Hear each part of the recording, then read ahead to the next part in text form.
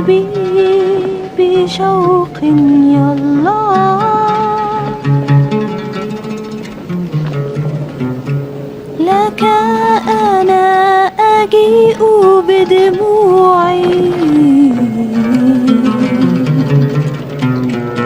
لك كل حنيني.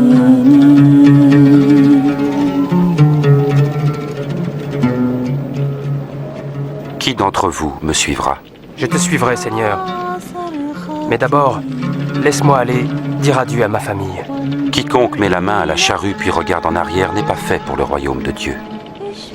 Si quelqu'un veut venir à ma suite, qu'il renonce à lui-même et prenne sa croix chaque jour et qu'il me suive. Car celui qui veut sauver sa vie la perdra. Mais celui qui perd sa vie à cause de moi la sauvera. À quoi sert-il à un homme de gagner le monde entier s'il perd son âme?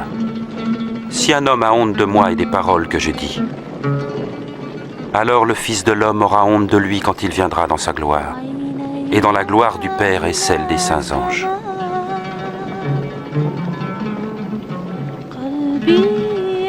Je vous le dis, certains d'entre vous ne mourront pas avant d'avoir vu le règne de Dieu.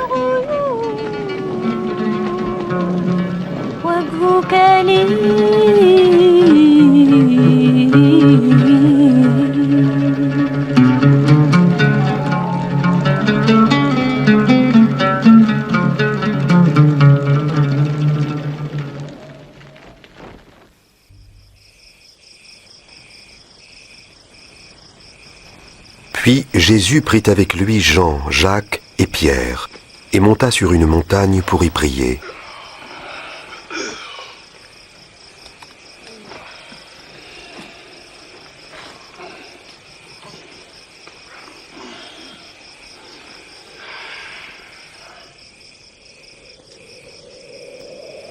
Pendant qu'il priait, son visage changea d'aspect, et ses vêtements devinrent d'une blancheur éblouissante.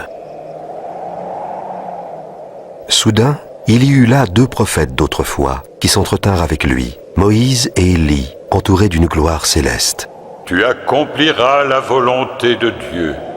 Tu mourras à Jérusalem.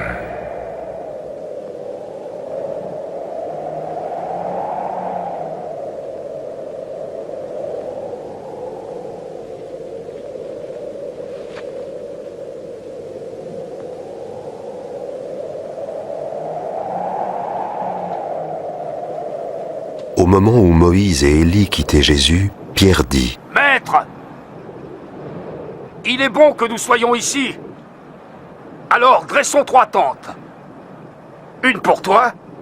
Pendant qu'il parlait, une pour Moïse, un nuage se forma et les enveloppa. Et une pour Élie. Les disciples eurent peur. Alors du nuage, une voix se fit entendre. « Celui-ci est mon fils. Je l'ai choisi. Écoutez-le. »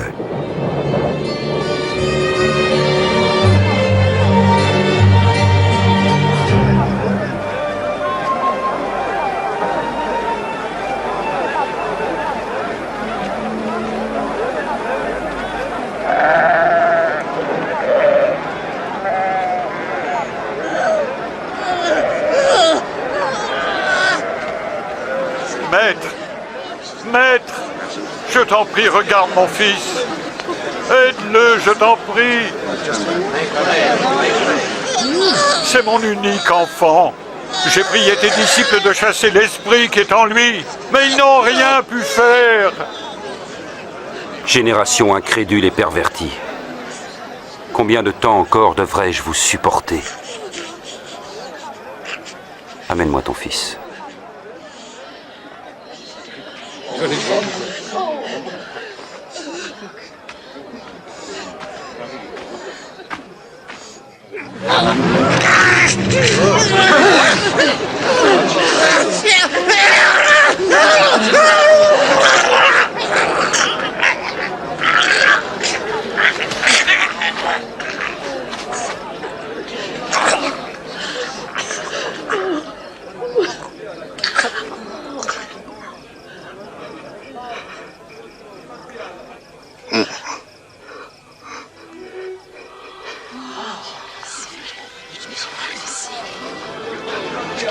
Son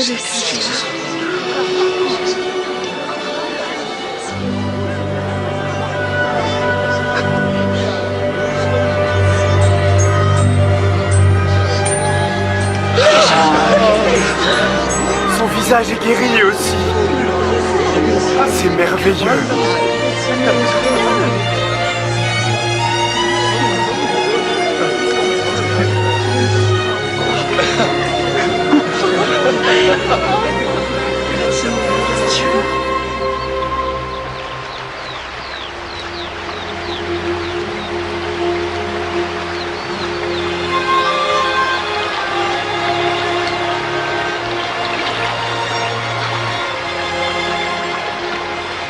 Apprends-nous à prier, comme Jean l'a appris à ses disciples. Quand vous priez, dites « Notre Père qui es aux cieux, que ton nom soit sanctifié, que ton règne vienne, que ta volonté soit faite sur la terre comme au ciel. Donne-nous chaque jour notre pain quotidien. Pardonne-nous nos offenses, comme nous pardonnons aussi à ceux qui nous ont offensés. Protège-nous contre la tentation et délivre-nous du mal. »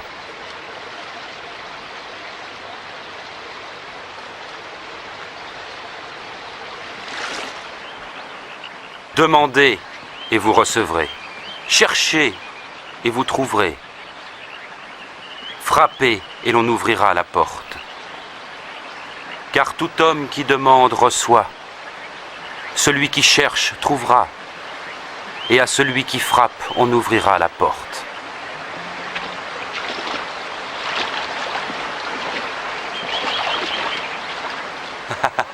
Si l'un de vous est père, donnera-t-il à son enfant un serpent quand il demande un poisson? Ou un scorpion quand il demande un œuf? Si donc vous qui êtes mauvais savez donner de bonnes choses à vos enfants, à plus forte raison notre Père Céleste donnera-t-il l'Esprit Saint à ceux qui le demandent? Je vous le dis, ne vous demandez pas qu'allons-nous manger? Avec quoi allons-nous nous habiller? Car la vie est plus que la nourriture, et le corps plus que le vêtement. Observez les corbeaux. Ils ne sèment, ni ne moissonnent, ils n'ont ni cellier, ni grenier, et Dieu les nourrit. Et ne valez-vous pas bien plus que les oiseaux?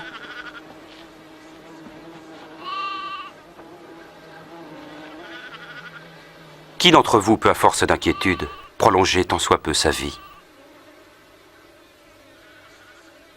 Si donc vous êtes sans pouvoir même pour si peu, pourquoi vous mettre en souci du reste? Observez ces lys et comment ils croissent. Ils ne filent ni ne tissent. Et pourtant Salomon lui-même, dans toute sa gloire, n'a jamais été vêtu comme l'un d'eux. Si Dieu revêt ainsi l'herbe des champs qui demain sera jetée dans le feu, il fera donc bien plus pour vous, aux gens de peu de foi. Fais grandir notre foi. Si votre foi était grosse comme une graine de moutarde, vous pourriez dire à l'arbre qui est là, déracine-toi et va te planter dans la mer, et il vous obéirait.